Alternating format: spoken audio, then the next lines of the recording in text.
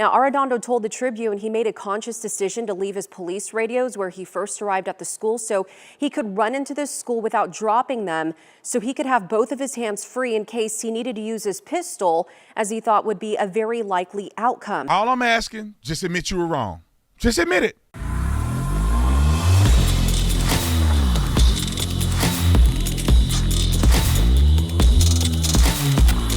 This video is brought to you by The Officer Tatum Store, theofficertatumstore.com. Make sure you get your cool merch. If you want any of these items, all you got to do is click on it. They're going to say sold out. They're coming soon. All you got to do is hit notify me made available. Your information will pop up here. Put your information in there. We could text you or email you, and it will notify you that the product is now in stock. You better get it down because people are buying it like hotcakes. The hat, sold out. So go on and click notify me made available. We will try to get this to you before Father's Day. Also, the T-shirt is selling out. We only got, we sold out a medium, large, extra large in both colors. So get your name on the list now, because as soon as we get that stock in, it's a good chance you can get it, and you can get it for your father before Father's Day. We ship our stuff out same day or within 24 hours, and it'll get to you as soon as possible. We'll do our best to make that happen for you. All you got to do is do your part. Use discount code United We Stand, and you will get a 20% discount on the entire store. Like and subscribe to the channel. Hit the bell so you get notifications anytime I go live and make a video. Make sure you still subscribe to my channel, like this video, comment on this video, share this video. Let's get into this. Ladies and gentlemen, and ladies, Chief Arredondo has spoken. It is the Uvalde Consolidated Independent School District chief that everybody decided to throw under the bus. Now, in the comment section, for everybody that said, Brandon, you a liar, Brandon, you wrong on this, they were cowards, I can't believe you still talking about this, I can't believe you defending these cowards, you should be ashamed of yourself, I'm unfollowing you, just go down in the description section and just write that apology. I don't need it, you doing it for yourself. Now, Arredondo spoke out. Could he be lying? Could he be telling the truth? I believe that everybody's acting in good faith. Unless I have evidence to believe that he is explicitly lying and it contradicts actual facts that I know, I think he's telling the truth. This is the longest article I've ever read in my life, and I'm going to link it to you guys so you can see everything that happened in this scenario. Let's start with the obvious lies, and then we're going to get up to speed on what he said and how that comes together, and it dispels a lot of what a lot of people have said that have not listened to me. I know what I'm talking about. I wouldn't talk about this if I didn't know what I was talking about. Now, first thing is, that they were cowards and they just stood outside the classroom while this guy went across the school for 40 minutes to an hour just slaughtering people. That did not happen. The cops were just sitting outside the room doing nothing and not trying to do nothing. That didn't happen. Chief Arredondo was telling people to stand down and all this other stuff. That didn't happen. A lone Border Patrol officer that just ran into the school, defied all orders, passing all the cowardice police officers, went in the door by himself and killed a suspect. That did not happen. And there's a lot more that people are saying that I would argue did not happen, but we're going to go through some of the new developments so y'all can be up to speed. Now, Chief Arredondo was one of the first to respond to the scene. The suspect came through the south door. Him and some officers came through the north door, and some came through the south once the suspect had entered the room. There was nobody that made contact with the suspect before. He let off over 100 rounds into 2 classrooms before officers were ever able to make true contact with him. Chief Arredondo went straight for the door, threw his radio outside of the room, outside of the school, because he didn't want it to get in his way. He couldn't use it in the hallways anyway because it had been a dead radio. Some radios don't work within the hallways, and he believed, according to his statement, which to me makes sense, he believed that he was going to get into a life and death shootout with this guy. He didn't want any distractions. He wanted to be able to shoot this guy unimpeded. Now, what I will say is that personally, I don't know what their radio looked like. I would never drop my radio outside of anywhere. But at the same time, I don't know what his radio was. We had a radio on the side in a clamp holster that the radio wouldn't fall out of. And also we had earpieces. So therefore, we wouldn't make noise and the suspect wouldn't know where we were at because we were communicating through earpieces. Obviously, that wasn't the case. I believe that was tactically reasonable in the situation he was in. Now, once he get into the school, he said they were unable to penetrate the door. It is a full steel fireproof door that's made for people not to get through it. Unfortunately, their department don't have access to the master key. The school only have access to the master key and the officers, including Arredondo, has to ask a staff member to get them the key. While they were unable to get in, while the guy was shooting at them, the officers in Arredondo instructed some of the officers that were at the scene to start evacuating people. One thing that a lot of people don't know, and they don't care to know, that according to Arredondo, they were able to save and rescue 500 students and staff from that school that day. 500 people were rescued from the school that day. What a lot of people don't know, there was multiple people rescued from in the classroom that day where the shooter was at spraying people. Now, Arredondo goes on to say he ended up getting the key, but the keys wouldn't work. They gave him multiple sets of keys, and he tried them on adjacent doors to the room to see which one worked. They never worked. Even at the time that the BORTAC team got there, they finally found a key that worked, and that's when they showed up with the shield, breached the door with the key. And my sources wasn't completely accurate about it because he said that it was a Halligan used. Maybe he was confused, and this was somebody that was intimately involved. Maybe he was confused because they brought the Halligan up, and maybe he didn't see exactly whether they used the key or they used the Halligan at the door. So I'll correct that on behalf of what I was told by somebody that was intimately involved in this situation. And so they use the key, they go in, and they kill the guy. Now, according to Chief Arredondo, he never gave anybody instructions because he didn't have a radio, which makes sense. We're going to talk about the incident command situation here in a second. He didn't get anybody instructions. He didn't have a radio. It was not relayed to him, even though he had a phone call with dispatch. It wasn't relayed to him that kids were calling in into the school, in from that classroom. Now, seems highly unlikely to me that the dispatcher wouldn't tell him and that he wasn't aware. But that's what he said. We shall find out in the investigation. The other aspect of incident command, he's been criticized because people presume that he had incident command. Let me explain incident command structure real quick. According to NIMS, that you are supposed to, when the first person on the scene, or it wouldn't be the first person on the scene. Normally, the first supervisor or commander on the scene. Let me rephrase it like this. If you show up to the scene and there's multiple people there, somebody has to take incident command. If you show up to a scene and you're the only one there, you are presumed incident command until you leverage it to somebody else. Now, here's the conundrum with incident command. You cannot be involved in a situation if you are going to be the incident commander, which means that if you were involved in the shooting, you have to remove yourself from the shooting. You have to remove yourself from the school. You have to get yourself away from the action for the most part, so you can begin to delegate people as they show up to the scene and communicate what we have, what is our tactical strategy from here moving forward.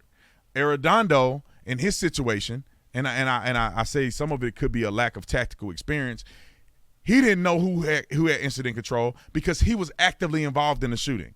He was actively involved in trying to get the shooter, actively involved in trying to breach and get entry into the door. Naysayers would say he should have backed out of the situation. But, man, when it's your school and it's your people and you assuming that all of these major, large agencies come into your little town and when you only manage 6 people on the police department, that somebody will take incident command knowing that there's no control at the scene. In a perfect world, Arredondo should have backed away even though he was intimately involved in the shooting and intimately involved in trying to get keys and work the door as the chief of 6 people, which I think that it's a very fair accusation to say that he was incompetent in that moment. But for him to back away in a perfect world to orchestrate and say, hey, we don't have keys. We need keys from this person. Somebody get a key. The door is impenetrable. We need entry tools. These are the tools we need.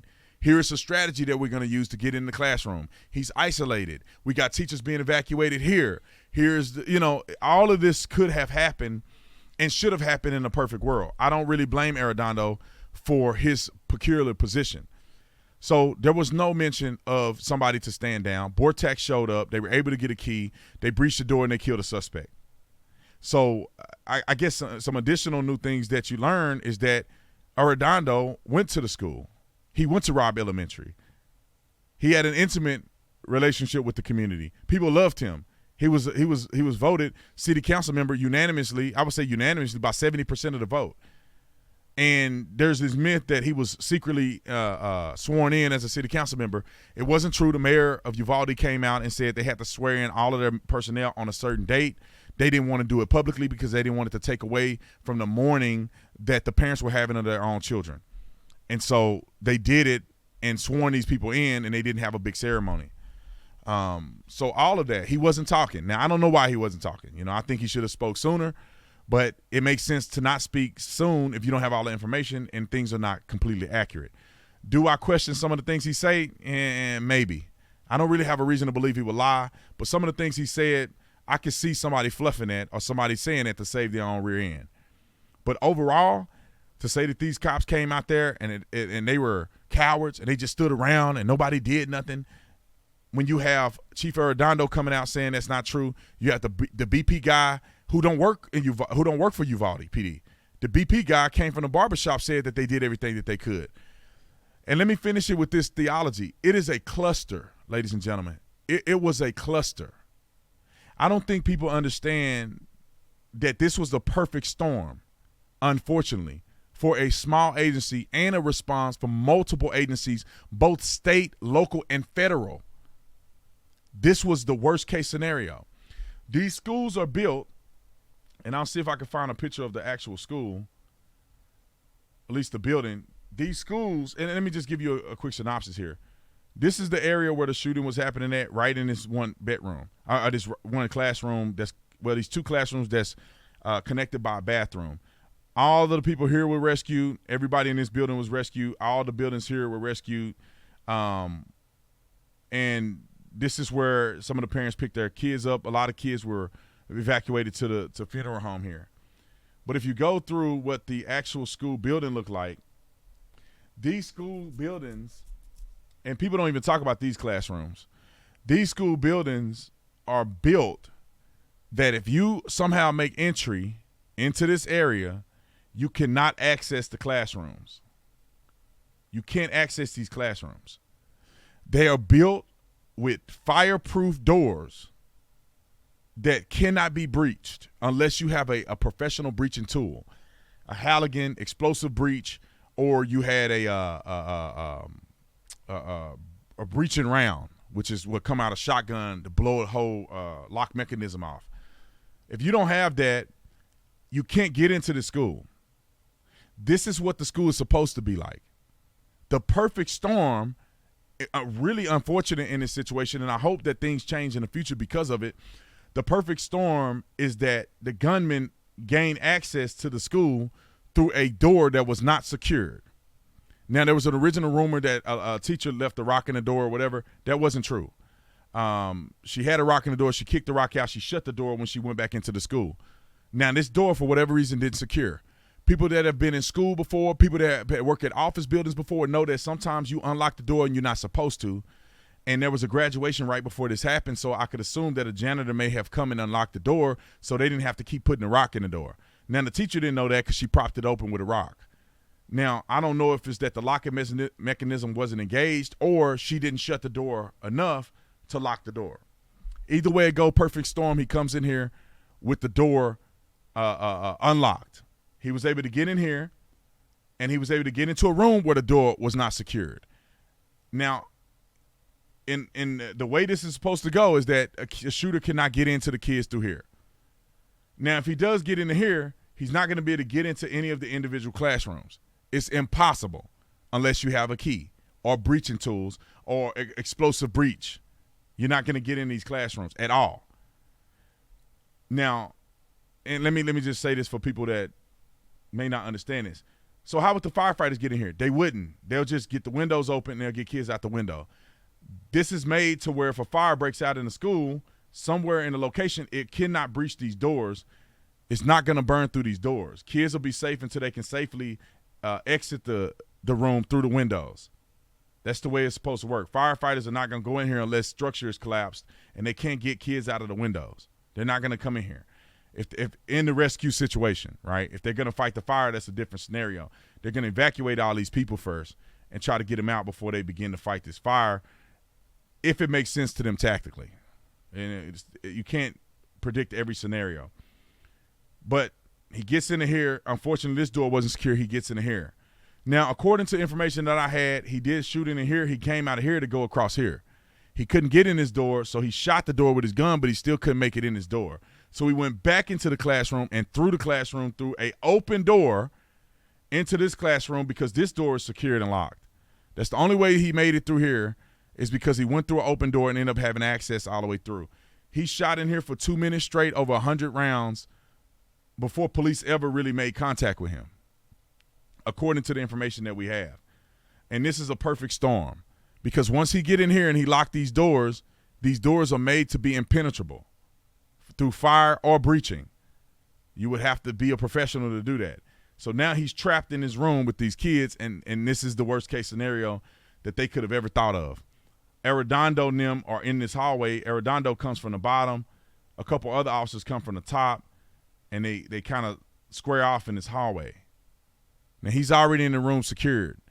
According to Arredondo, he tried the doors, and they couldn't get the doors open. They were both secured and locked. Now, that sounds bizarre to me, but they ended up receiving fire once they attempted to get these doors, to try to get to these doors. Now, they were able to evacuate everybody on campus, which to me at the time was the best thing that they could do. There was really no getting in here without a key. Arredondo claims he got a key, and he started checking keys on these rooms, but none of the keys worked. Multiple keys, none of them worked. So this is something that the school district need to get fixed. Police officers should have keys, master keys to get in any classroom, and that was a failure by the whole school system and the police department. Again, not just the cops. The school probably didn't want to give the cops keys. Anyway, they rescued all these people. The SWAT team came up, I think, from this angle. They end up coming in here like this, breaching this door and shooting a guy in here and here. I can't remember. I think they breached this one and shot him in here. According to one of the witnesses at the scene, said the kids were pulverized and decapitated. That's what 5.56 will do to kids, shooting them. Before cops can ever make it there, they will be pulverized by AR-15 rounds. And that's a very sad day, and I know a lot of parents were upset about that. One of the Uvalde ISD officers' kid died in this situation. One of Arredondo's good friends that he went to school with was actually his cousin-in-law, one of his family members, was married to the woman who died in here. This was personal. But for people to come out and say these were cowards and they did nothing, you owe them an apology. They got death threats. Arredondo been getting death threats, and people didn't even know the scenario that actually happened. This is what happens when the worst case scenario happens and there's no way to plan for it. These teachers are not expecting for a shooter to be able to breach these doors. They are expecting to shield their students until police arrive and find that guy and kill him. They're not expected for these doors to be breached. This teacher right here who bashed the police officers, which I thought it wasn't a good idea for him to do that because he made a lot of mistakes himself. He probably wasn't prepared for the guy to come through the bathroom. He figured if he couldn't get through the door, they're safe and secured. He wasn't prepared for him to come through this adjoining bathroom. You cannot train for this stuff, ladies and gentlemen. It's unfortunate. Bad things happen in life. You don't always have to point the finger at somebody to blame them. Bad things happen. We don't know why they happen. We don't know why this door wasn't secured. We don't know why this door wasn't secured. We don't know how he was able to escape being captured because he hid behind a car here. We don't know why a police officer wasn't here. There's a lot of things that happen that we don't know and we cannot plan for. It's okay to criticize law enforcement. It's okay to make an assumption, or not make an assumption, but make an adjustment and say this is what we need to do to improve on. But to go and say that police are cowards and they all deserve to go to hell and all this other stuff, you're just wrong. There's going to be a lot learned from this situation around the country, just like in Columbine. It's going to be a lot to learn. These small towns who are expecting a multi-agency response are going to have a contingency plan. Let me give you just an example, and most of you guys don't even watch it anymore because most people watch half of the video. But when I was in Tucson, Gabby Giffords was shot by a terrorist, a domestic terrorist. He came out and he shot and killed. He tried to kill. He killed multiple people there, and she ended up surviving. But we had Marana PD, Oro Valley PD, Tucson PD, Pima County Sheriff. We had a bunch of agencies coming together, and we couldn't communicate with each other because we're all on different frequencies, and we all use different 10 codes. So one department is saying I'm 1023, the other department don't know what 1023 mean. Somebody say I got one 1015, I got one 107. Other agencies don't even know what that means. So we couldn't even communicate, even once we got on the same line. So what we did was we ended up going to digital radios. We had the analog radio. We went to digital radios. And then in the case of an emergency, they have the capability at the communications to patch all the agencies into one channel. And all agencies are instructed that we have common talk, plain language, common talk. That means we don't do 10 codes. We don't do nothing. We try to talk normal and say, I'm here, come south. I have one arrested, black male. We don't do any of the 10 codes or police shorthand. That's something Gabby Gilfords had to get shot in a major city like Tucson for that to be implemented. And I'm sure it became implemented all over the state of Arizona and all over the country, just like Columbine, just like Parkland, and just like Uvalde. There is going to be active shooter training.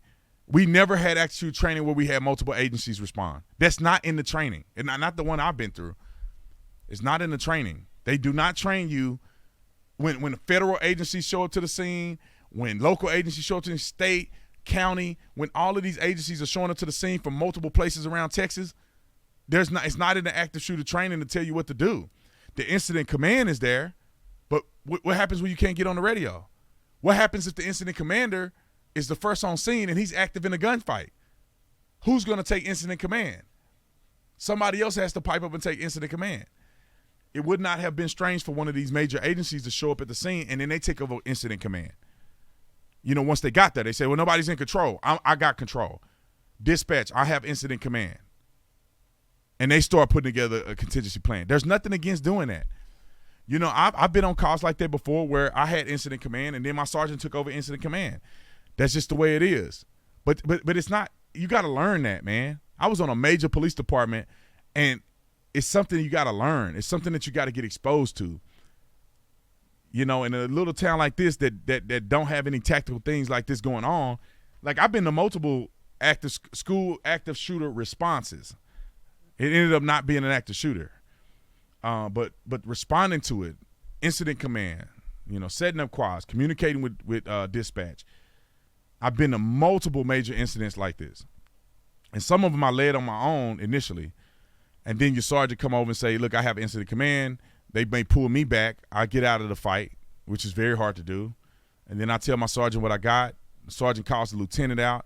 The lieutenant has incident command. They call out SWAT. They call out, you know, all of these different agencies that we have, or all these different parts of our agency to help with situations like this. Uvalde, we will learn in Uvalde. And I would just say this, put your apologies in the comment section and treat these police officers like you would Breonna Taylor in these other situations. Wait till the information come out and then make a fair judgment, because when you don't, you look like a fool. Love you guys. See you on the next one. I'm out.